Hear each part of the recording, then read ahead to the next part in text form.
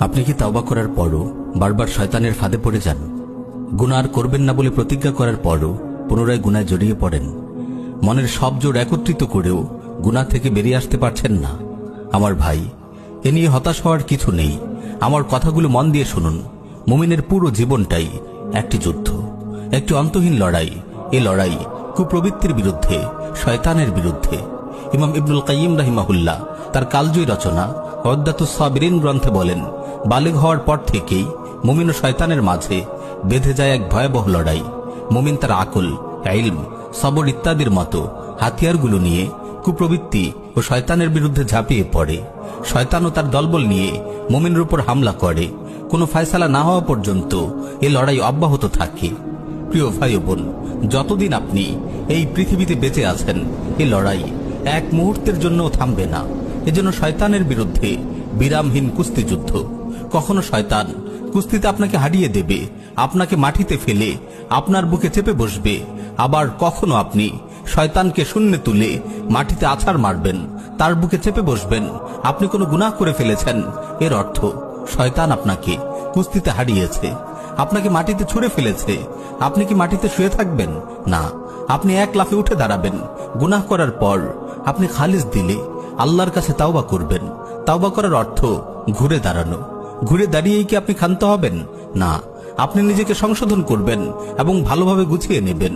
যে দুর্বলতাকে কাজে লাগিয়ে শয়তান আপনাকে কুস্তিতে হারিয়েছে, আপনি সেই দুর্বলতাটুকু কাটিয়ে ওঠার চেষ্টা করবেন। শুধু এতটুকুই নয়, আপনি শয়তানকে পাল্টা আঘাত হানবেন। আপনি নেক আমল করবেন। নেক আমল করা মানে শয়তানকে পাল্টা আঘাত করা, তাকে কুস্তিতে হারিয়ে দেয়া, তাকে মাটিতে আছাড় মারা। এখানে আমি কুরআনের দুটি আয়াত আপনাকে শোনাতে চাই। ইল্লাল্লাযীনা তাবু ওয়া আসলাহু ওয়া আতাসামু বিল্লাহ ওয়া আখলাসু দীনাহুম লিল্লাহ ফাউলাইকা মাআল মুমিনিন ওয়া সাওফা ইউতিল্লাহুল মুমিনিনা আজরান আযীমা।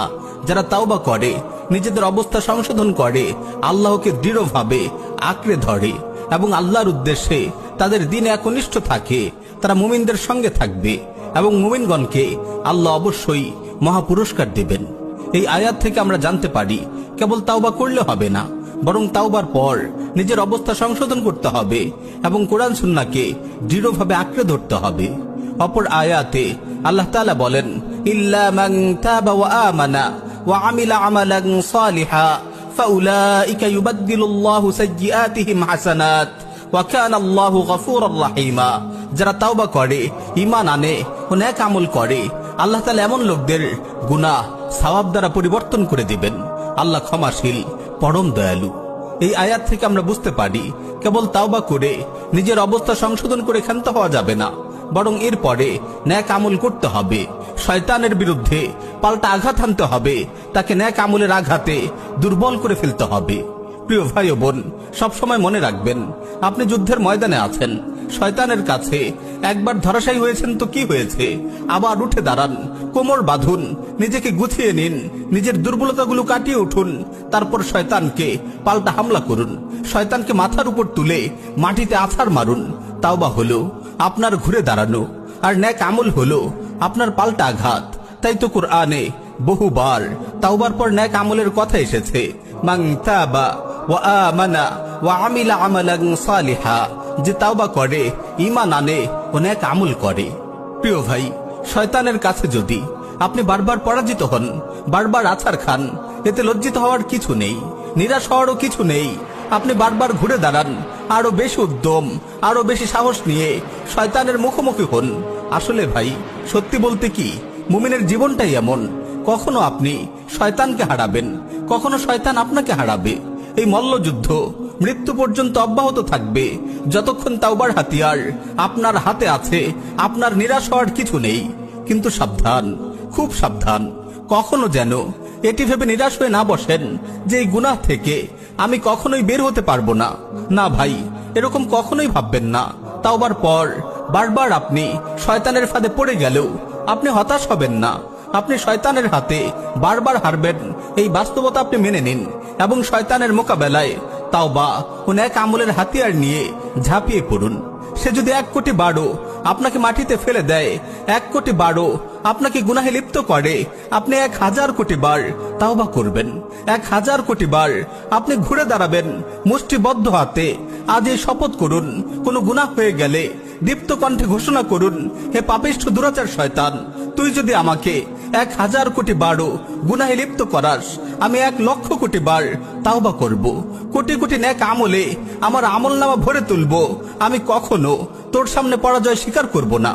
আমি কখনো তাওবা ও নেক আমলের অস্ত্র ত্যাগ করব না। তোর সব চক্রান্ত বাধাকে পদদলিত করে আমি অবশ্যই আমার রবের সঙ্গে জান্নাতে মিলিত হব ইনশাআল্লাহ। প্রিয় ভাই ও বোন, কেবল ফরজ আদায় করে বসে থাকবেন না, কিছু কিছু নফল আদায় করুন। যে ব্যক্তি নফল আদায় করে, শয়তান তাকে সহজেই ফরজের ব্যাপারে গাফিল করতে পারে না। মনে রাখবেন, আপনার প্রতিটি নেক আমল শয়তানের গালে এক একটি চপেট আঘাত। তাই সব সময় আপনার জবানে জিকির জারি রাখুন। শয়তানের গালে একের পর এক চর কষতে থাকুন। সে আপনার মনে কুমন্ত্রণা দেওয়ার সুযোগ পাবে না। একটু অবসর পেলেই কোরআন তিলাওয়াত করুন। কিয়ামুল লাইল ও অন্যান্য নফল সালাতেও নিয়মিত হওয়ার চেষ্টা করুন। ধারাবাহিক আমল করলে ইনশাআল্লাহ শয়তান দুর্বল হতে থাকবে। এক সময় আপনার কাছে ঘেঁষতেও ভয় পাবে। প্রিয় ভাই ও বোন, গাফলতির সময় আর নেই। আবার জেগে উঠুন নতুন উদ্যমে। ফেলে আসা দিনগুলোর সব পাপ পঙ্কিলতা তাওবার অশ্রুতে ধুয়ে মুছে সাফ করে ফেলুন। আসুন নতুন করে শুরু হোক শয়তানের বিরুদ্ধে অনন্ত এক যুদ্ধ। হাতে তুলে নিন তাওবা ও নেক আমলের অস্ত্র। যতই শয়তান আপনাকে গুনাহের ফাঁদে ফেলুক, ইনশাআল্লাহ আপনি মৃত্যু পর্যন্ত তার কাছে হার মানবেন না।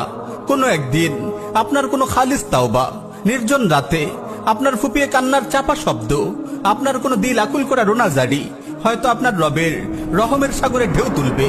আর তিনি নিজেই আপনাকে পথ দেখিয়ে নিয়ে যাবেন সুখময় জান্নাতের সবুজ উদ্যানে। গুনাহের বিরুদ্ধে, নফসের বিরুদ্ধে, শয়তানের বিরুদ্ধে যুদ্ধরত প্রতিটি মুমিন ভাই বোনকে একটি আয়াত স্মরণ করিয়ে দিয়ে বিদায় নিব। ওয়াল্লাযীনা জাহাদু ফীনা লানাহদিয়ান্নাহুম সুবুলানা। আর যারা আমার পথে চেষ্টা সাধনা করে, আমি অবশ্যই তাদেরকে আমার পথে পরিচালিত করব।